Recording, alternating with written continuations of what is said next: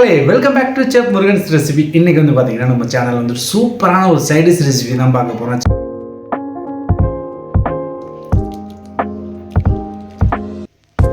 Medium size தேங்காய் வந்து அரை முடி, 1 டேபிள் ஸ்பூன் வந்து கேஷ்யூ நட், 1 டேபிள் ஸ்பூன் சோம்பு, 1 டேபிள் ஸ்பூன் கசகசா. இதை வந்து நம்ம வந்து பேஸ்ட் பண்ணி எடுத்துக்கலாம். தேங்காய் வந்து நம்ம குருமாக்கு இந்த மாதிரி அரைச்சி எடுத்துக்கோங்க. இது வந்து அரைச்சிங்கன்னா நமக்கு வந்து குருமா வந்து ரொம்ப திப்பி இல்லாமல் அந்த கிரேவி கன்சிஸ்டன்சி கரெக்டாக வரும். காலிஃப்ளவர் வந்து உப்பு, மஞ்சத்தூள், சுடு தண்ணி ஊற்றி வந்து நம்ம வாஷ் பண்ணி எடுத்துக்கலாம். வந்து அரை குளிக்கரண்டி வந்து நம்ம ஆயில் ஆட் பண்ணிடலாம்.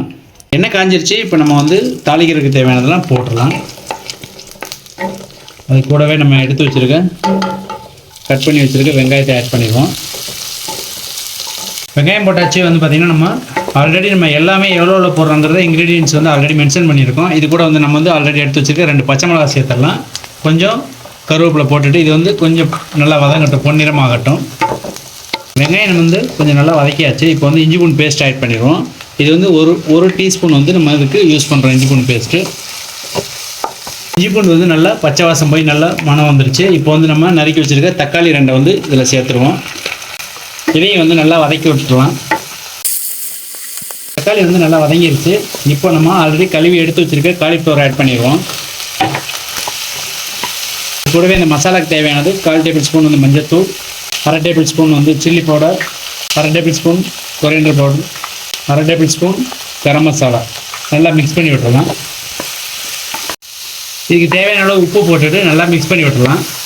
காலிஃப்ளவர் வந்து ஒரு 1/2 டவுன் நல்லா வதக்கி விட்டுட்டு அதுக்கப்புறம் வந்து பார்த்திங்கன்னா நம்ம 1 கப்பு வந்து இதுக்கு தண்ணி ஆட் பண்ணிடலாம். தண்ணி ஆட் பண்ணிவிட்டு இது வந்து இப்படியே குக் ஆகட்டும்.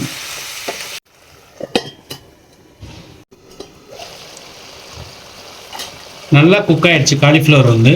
இப்போ வந்து நம்ம ஆல்ரெடி அரைச்சி வச்சுருக்க தேங்காய் பேஸ்ட்டை வந்து இதில் சேர்த்துருவோம். தேங்காய் பேஸ்ட் போட்டுட்டு நல்லா மிக்ஸ் பண்ணி விட்டுலாம். தேங்காய் பேஸ்ட் போட்டுட்டு அந்த ஜாரையும் வந்து வாஷ் பண்ணிவிட்டு அதுலேயும் அதை அலசி ஊற்றிடலாம். ஊற்றிட்டு நமக்கு கிரேவி எவ்வளோ திக்னஸ் வேணுங்கிறத பார்த்துக்கிட்டு அதுக்கு தகுந்த மாதிரி தண்ணி வேணும்னா நீங்கள் அடிஷ்னலாக ஆட் பண்ணிக்கோங்க. ஆட் பண்ணிவிட்டு இது வந்து தேங்காய் போட்டோம் இல்லைங்களா, ஸோ நல்லா கலந்து விட்டுட்டு இதுக்கப்புறம் இதை வந்து ஒரு 5 நிமிஷம் வந்து கொதிச்சா போதும். காலிஃப்ளவர் வந்து ஆல்ரெடி குக் ஆகிடுச்சு. நமக்கு வந்து தேங்காய் பேஸ்ட்டோட பச்சை வாசம் மட்டும் போனால் போதும். கொஞ்சம் நேரம் கொதிக்க விடலாம். ஸோ காலிஃப்ளவர் குருமா சூப்பராக ரெடி பண்ணிவிட்டோம். இங்கே பாருங்கள் ஃபினிஷிங் வந்துருச்சு. இப்போ வந்து பார்த்திங்கன்னா நம்ம இதுக்கு அப்படியே கொத்தமல்லி தூவி இறக்கி சர்வ் பண்ணிடலாம். வந்து பார்த்திங்கன்னா சைடிஷ் வந்துட்டு நம்ம சப்பாத்தி, பரோட்டா, தோசை, இட்லி எல்லாத்துக்குமே சூப்பராக இருக்கும்.